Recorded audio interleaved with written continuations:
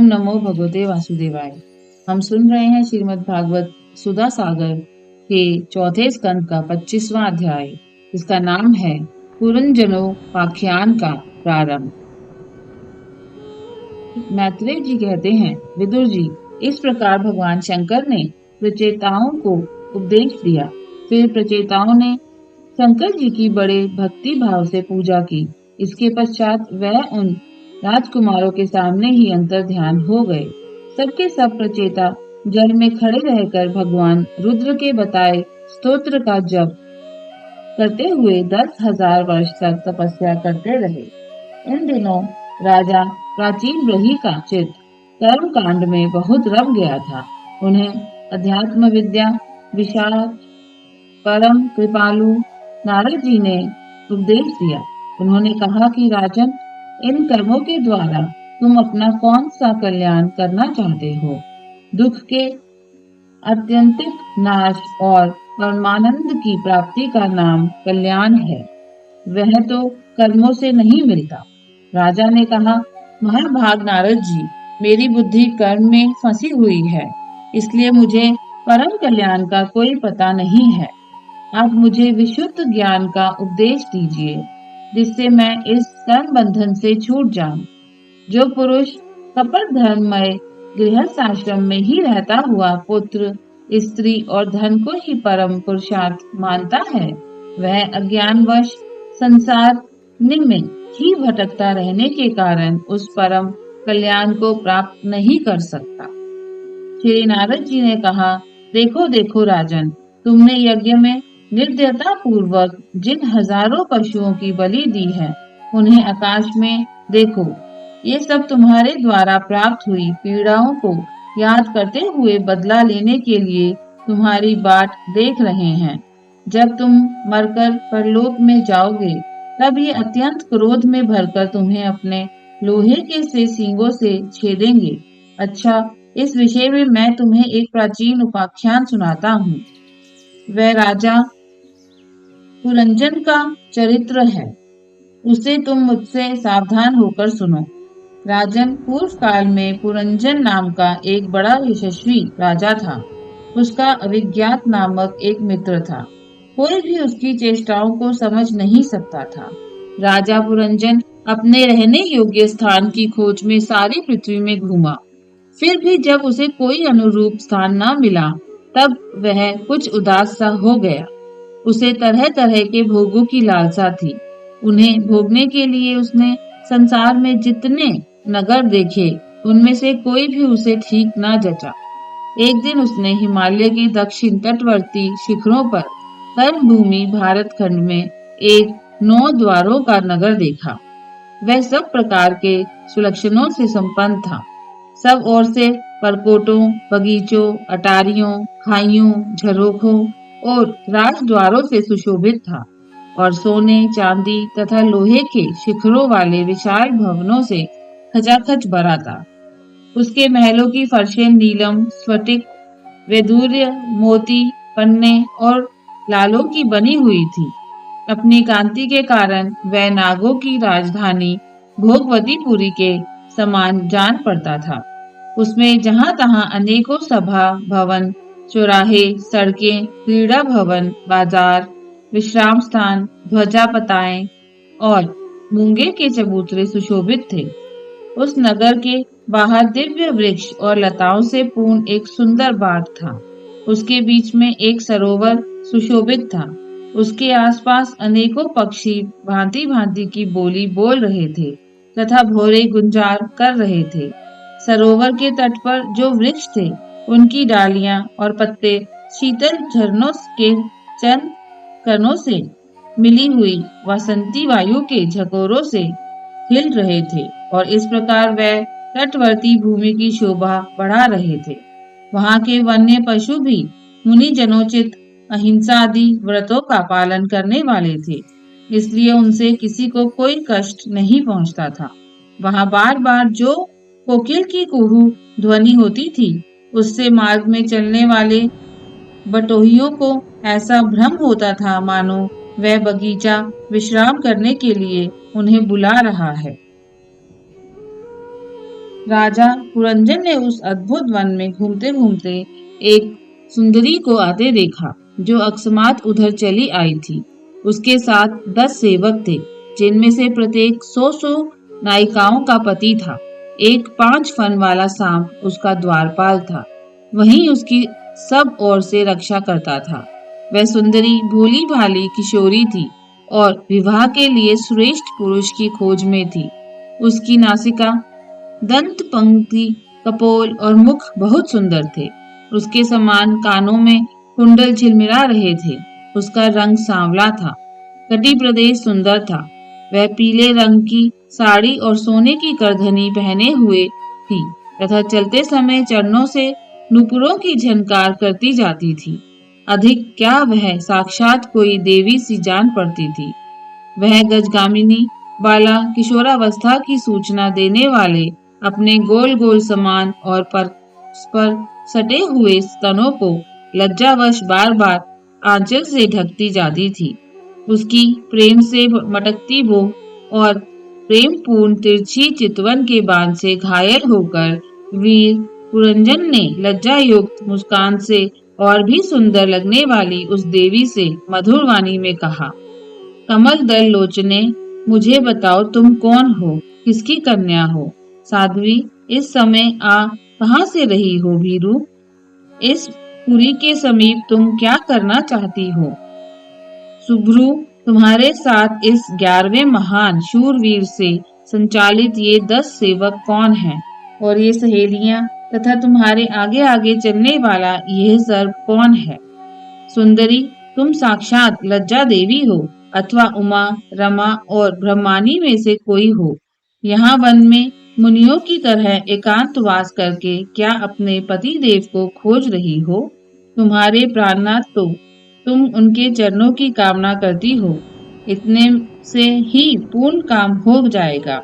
अच्छा, यदि तुम साक्षात कमला देवी हो, तो तुम्हारे हाथ का वीणा कमल कहाँ गिर गया? सुभगे, तुम इनमें से तो कोई हो नहीं, क्योंकि तुम्हारे चरण पृथ्वी का स्पर्श कर रहे हैं। अच्छा, यदि तुम कोई मानवी ही हो, तो लक्ष्मी जी जिस प्रकार भगवान विष्णु के साथ वैकुंठ की शोभा बढ़ाती हैं, उसी प्रकार तुम मेरे साथ इस श्रेष्ठ पुरी को अलंकृत करो। देखो, मैं बड़ा ही वीर और पराक्रमी हूँ, परंतु आज तुम्हारे कटाक्षों ने मेरे मन को बेकाबू कर दिया है। तुम्हारी लजीली और रति भाव से भरी मुस्कान के साथ बोहों के संकेत पाकर यह शक्तिशाली कामदेव मुझे पीड़ित कर रहा है। इसलिए सुंदरी, अब तुम्हें मुझ पर कृपा करनी चाहिए। शुचि स्मिति, सुंदर गोहें और सुघड़ नेत्रों से सुशोभित तुम्हारा मुखारविंद इन लंबी लंबी काली अलकावलियों से घिरा हुआ है। तुम्हारे मुख से निकले हुए वाक्य बड़े ही मीठे और मन करने वाले हैं, परंतु वह मुख तो लाज के मारे मेरी ओर होता ही नहीं। जरा ऊंचा करके अपने उस सुंदर मुखड़े का मुझे दर्शन तो कराओ। श्री नारद जी ने कहा, वीरवर, जब राजा पुरंजन ने अधीर से होकर इस प्रकार याचना की, तब उस बाला ने भी हंसते हुए उसका अनुमोदन किया। वह भी राजा को देखकर मोहित हो चुकी थी। वह कहने लगी, नरश्रेष्ठ, हमें अपने उत्पन्न करने वाले का ठीक ठीक पता नहीं है और न हम अपने या किसी दूसरे के नाम या गोत्र को ही जानती हैं। वीरवर, आज हम सब इस पुरी में हैं। इसके सिवा मैं और कुछ नहीं जानती। मुझे इसका भी पता नहीं है कि हमारे रहने के लिए यह पुरी किसने बनाई है। प्रियवर, ये पुरुष मेरे सखा और स्त्रियां मेरी सहेलियां हैं तथा जिस समय मैं सो जाती हूँ, ये सर्प जागता हुआ इस पुरी की रक्षा करता रहता है।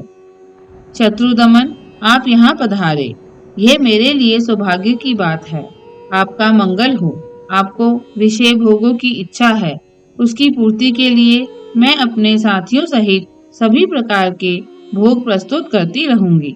प्रभु, इस 9 द्वारों वाली पुरी में मेरे प्रस्तुत किए हुए इच्छित भोगों को भोगते हुए आप सैकड़ों वर्षों तक निवास कीजिए। भला आपको छोड़कर मैं और किसके साथ रमन करूंगी? दूसरे लोग तो न रति सुख को जानते हैं, न विहित भोगों की ही भोगते हैं, न परलोक का ही विचार करते हैं और न कल क्या होगा इसका ही ध्यान रखते हैं। अतएव पशु तुल्य है। अहो, इस लोक में गृहस्थ आश्रम में ही धर्म, अर्थ, काम, संतान सुख, मोक्ष, सुयश और स्वर्ग आदि दिव्य लोकों की प्राप्ति हो सकती है। संसार त्यागी यतिजन तो इन सबकी कल्पना भी नहीं कर सकते। महापुरुषों का कथन है कि इस लोक में पितर, देव, ऋषि, मनुष्य तथा संपूर्ण प्राणियों के और अपने भी कल्याण का आश्रय एकमात्र गृहस्थ आश्रम ही है। वीर शिरोमणे, लोक में मेरी जैसी कौन स्त्री होगी जो स्वयं प्राप्त हुए आप जैसे सुप्रसिद्ध, उदारचित और सुंदर पति को वरण न करेगी। महाबाहो, इस पृथ्वी पर आपकी सांप जैसी गोलाकार सुकोमल भुजाओं में स्थान पाने के लिए किस कामिनी का चित्त न ललचावेगा। आप तो अपनी मधुर मुस्कानमयी करुणापूर्ण दृष्टि से हम जैसी अनाथों के मानसिक संताप को शांत करने के लिए ही पृथ्वी में विचर रहे हैं। श्री नारद जी कहते हैं, राजन, उन स्त्री पुरुषों ने इस प्रकार एक दूसरे की बात का समर्थन कर फिर 100 वर्षों तक उस पुरी में रहकर आनंद भोगा। गायक लोग सुमधुर स्वर में जहाँ तहाँ राजा पूर्वजन की कीर्ति गाया करते थे। जब ग्रीष्म ऋतु आती तब वह अनेकों स्त्रियों के साथ सरोवर में घुसकर जल क्रीड़ा करता। उस नगर में जो 9 द्वार थे, उनमें से 7 नगर के ऊपर और 2 नीचे थे। उस नगर का जो कोई राजा होता, उसके पृथक पृथक देशों में जाने के लिए ये द्वार बनाए गए थे। राजन, इनमें से 5 पूर्व, 1 दक्षिण, 1 उत्तर और 2 पश्चिम की ओर थे। उनके नामों का वर्णन करता हूँ। पूर्व की ओर खद्योदा और अविमुखी नाम के 2 द्वार एक ही जगह बनाए गए थे। उनमें होकर राजा पुरंजन अपने मित्र भूमान के साथ विभ्राजित नामक देश को जाया करता था। इसी प्रकार उस और नलिनी और नालिनी नाम के 2 द्वार और भी एक ही जगह बनाए गए थे। उनसे होकर वह अवधूत के साथ सौरभ नामक देश को जाता था। पूर्व दिशा की ओर मुक्ता नाम का जो 5वां द्वार था, उसमें होकर वह रसज्ञ और विपन्न के साथ क्रमश बहुधन और आपन नाम के देशों को जाता था। पुरी के दक्षिण की ओर जो प्रीहतु नाम का द्वार था, उसमें होकर राजा पुरंजन श्रुतधर के साथ दक्षिण पांचाल देश को जाता था। उत्तर की ओर जो देवहु नाम का द्वार था, उससे श्रुतधर के ही साथ वह उत्तर पांचाल देश को जाता था। पश्चिम दिशा में आसुरी नाम का दरवाजा था, उसमें होकर वह दुर्मुद के साथ ग्रामक देश को जाता था। तथा निऋति नाम का जो दूसरा पश्चिम द्वार था, उससे लुब्ध के साथ वह वेशस नाम के देश को जाता था। इस नगर के निवासियों में निर्वाक और पेशकृत ये 2 नागरिक अंधे थे। राजा पुरंजन आंख वाले नागरिकों का अधिपति होने पर भी इन्हीं की सहायता से जहाँ तहाँ जाता और सब प्रकार के कार्य करता था। जब कभी अपने प्रधान सेवक विशुचिन के साथ अंतपुर के जाता, तब उसे स्त्री और पुत्रों के कारण होने वाले मोह, प्रसन्नता एवं हर्ष आदि विकारों का अनुभव होता। उसका चित्त तरह तरह के कर्मों में फंसा हुआ था और काम परवश होने के कारण वह मूढ़ रमणीक के द्वारा ठगा गया था। उसकी रानी जो जो काम करती थी, वही वह भी करने लगता था। वह जब मद्यपान करती, तब वह भी मदिरा पीता और मद से उन्मत्त हो जाता था।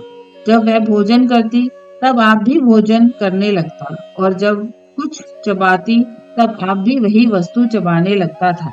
इसी प्रकार कभी उसके गाने पर गाने लगता, रोने पर रोने लगता, हंसने पर हंसने लगता और बोलने पर बोलने लगता। वह दौड़ती तो आप भी दौड़ने लगता, खड़ी होती तो आप भी खड़ा हो जाता, सोती तो आप भी उसी के साथ सो जाता और बैठती तो आप भी बैठ जाता।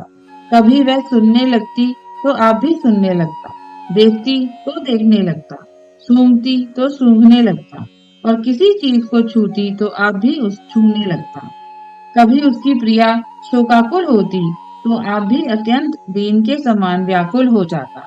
जब वह प्रसन्न होती आप भी प्रसन्न हो जाता और उसके आनंदित होने पर आप भी आनंदित हो जाता।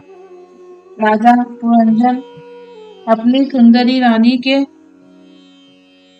द्वारा ठगा गया। सारा प्रकृति वर्ग परिकर ही उसको धोखा देने लगा। वह मूर्ख विवश होकर इच्छा न होने पर भी खेल के लिए घर पर पाले हुए बंदर के समान अनुकरण करता रहा। ओम नमो भगवते वासुदेवाय।